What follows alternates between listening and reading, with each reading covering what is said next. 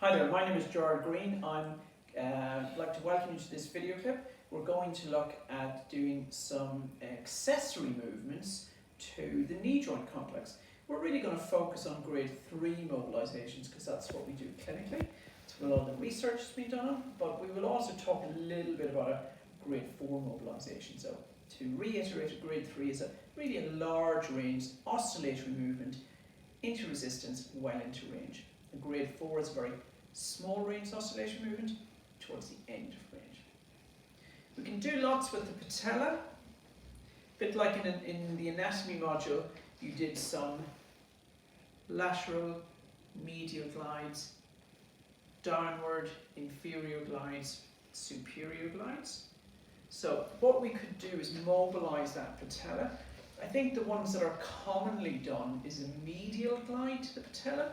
A medial glide is done particularly in patients who've got patellofemoral dysfunction. So what we could do is we could fix the tibia, find the patella, and I'm going to move it medially. So that's applying medial, big grade 3. This is quite a mobile patella, so it's going to move quite a lot. But if someone's got stiffness in that joint, it will move less.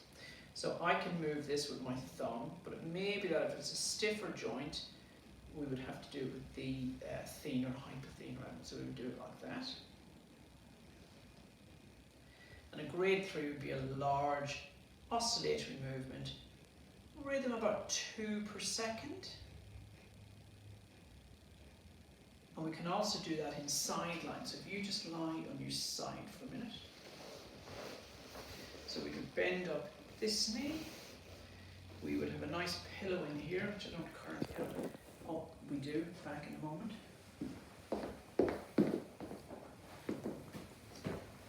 We've got a colour coordinated pillow. So we can put that in there and we could mobilise like that. Doing it that way so we get a further stretch of the lateral structures. And it may be that the problem is more of flexion, so we can bend that knee and we could mobilise it more in. So we could do a medial glide in flexion. The other commonly one done is an inferior glide or a caudate glide. So if you just sit facing that way for a minute. This would be the patient who's got some limitation in knee flexion, maybe in terms of post-trauma. And what we would do is, flexion is limited to maybe 90 degrees. So I'm going to sit on here. I'm going to get my thenar eminence, superior aspect of the patella, and I'm going to mobilise it inferiorly.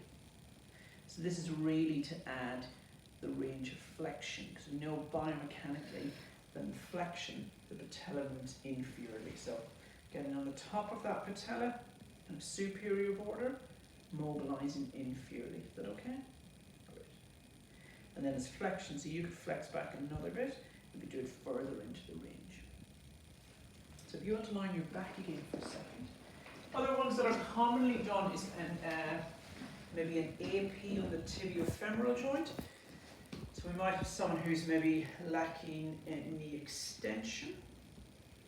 And there's a bit of debate as to whether you do an AP, PA, but I think in my experience you probably do a lot of like an AP movement. However, there's nothing to stop you doing the other direction also. So we'll just get the pillow again. So we have something, let's say that Jake has got some, he's been playing rugby for the school, he's been tackled, he's been caught with the ball, so he's injured that knee. A few weeks later he still hasn't got the last few degrees of extension. So we could find the tibial tuberosity, we could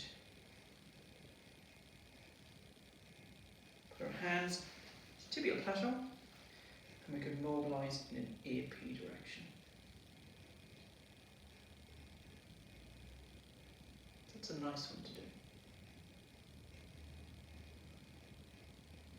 Just when we're here, we'll do some hip movements. So commonly movements that are done in the hip are longitudinal oscillatory movement, tends to be done as a big grade 3. So what we would do is we want it out of extension, so we're going to flex it a little bit, take it out of the closed back position. So we're going to come in, we're going to take up some of the slack in the soft tissues, and we're going to do a little bit of a big grade 3 oscillatory movement. And the grade 3 is that large oscillatory movement into resistance towards the end, large movement. So we might do that for a minute.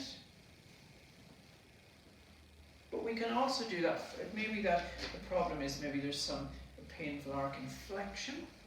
So we could take the knee, hip up into flexion. And we could do the same type of movement here.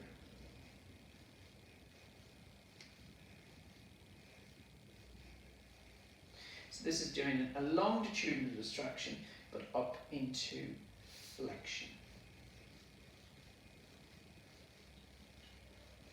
So this is really to highlight both in the hip, knee, ankle, that you'll probably start doing accessory movements in a quite a neutral position, but you can progress those to doing them further into that range. Okay, so can we just stop there for a moment?